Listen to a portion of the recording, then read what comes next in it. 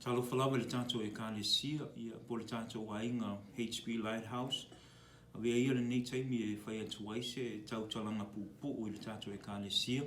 Pea fo I tātou o loo asiasi mai ma tātou whai tapu ainga whatasi le asa ma le asa.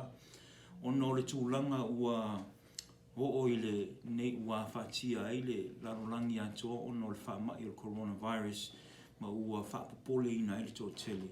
O te tala tonu le nei taimi le aisesi taimi whapeo le nei taimi tūlai mai eil whanau le atua ma whailoa atu le larolangi o loo tātou au auna I le atua o loo soifua o ia ma e pule au o ia I le larolangi uma. Mawai atu le nei wai taimi I le pole vale ma le whememe ai o le tōtele ona ua le iloa po le ase mea o le awhai. Ai po le a foi se mea o le atupu le lumana'i. Ai o oe ma'u le whanau o le atua, le au gerisiano, wa tātou I loa mea o le atupu le larolangi. Wa tātou I loa foi le tāu o le tātou vaenga e whai le taimi whapenei. E leo se taimi la e tātou te whewhewhe ai, au le taimi tātou te oa I luma le nofo ali o le atua I o tātou tuli vai, ma tātou wala au watu I a te ia.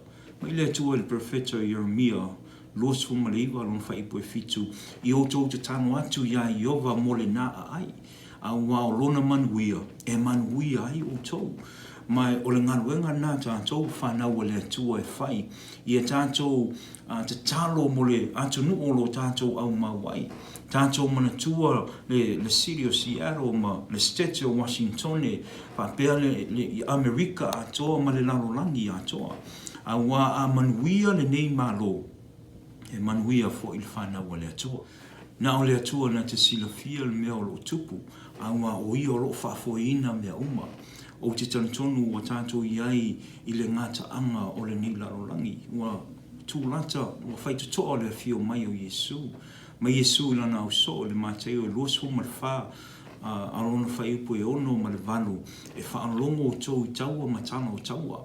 O I o tau ne I atua wale ai o tau. Awa e hao ona tau nuu o ni mea uma, au le I o le ngata anga. Awa e si tau le tasi nuu I le tasi nuu, le tasi malo I le tasi malo. O na o mai ei lea o le onge, whamai ma mafui e lea mea ma lea mea. Mai o se tasi nei o whailonga o le amtanga o le pōpō ngā, au le I o na fio mai Yesu ma si tia lana e ka le sia. Tātou a inga HBL family, pampea, tātou wō, o le ngaluenga o le whaiwhi au, o le longo atu ma whaamanatu, ma whaamalosi ma lapatai tātou malawa I le upo o le atua, ina ia tā pena lo tangata ma sua ifo I tātou malawa, wā mai lau mawhitanga ma loa lii o Yesu Keriso.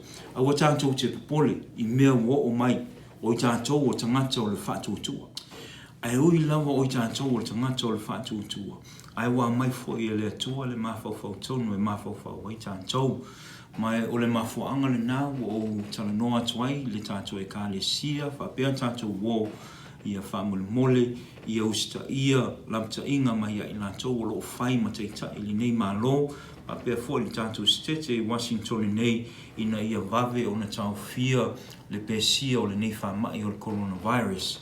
O le ale whatau nuu I nai le tātou sauninga I la sa nei, o I le aso losfu malua mati ai whai lava le loto o le ainga lava ia pa poto lo ainga tala le fionga pa ia le atua o le ase fe au atu o le atua I lo loto tama tu o le atua I lo loto tina I le tae au le sa ie e shea ai ma e wha malosi ai I lo ainga ma ave ai lo to taulanga si I le atua whai loa atu fo I tātou e kāne si o lo tala le tātou online giving I le tātou website hblighthouse.org e whai ai lau fuai ai o loo mantua pēr le tātou ainga lotu ma tātou wō I le mātatalo ma le tina I ata wasi ina ia iai pēr le file mu o le atua ma lana whaamanuianga I ata utou ai meise o lana whaamalolonga I o tau tino mori te le atua malo whaanga I ata utou ai tātou whesotai pēr pe ai ai seisi suinga o I lumana'i o na longo atu lea le ofisa o le kālesia le tātou e kālesia. Ai whamanuia tele le atua I tiu te mga ruenga o lo tau ngā rurue ai, I le nei fo I mai aso, I e whamanuia te le tua, I atu tau le nei aso ma le weekend, ono Yesu. God bless, whamanuia le tua.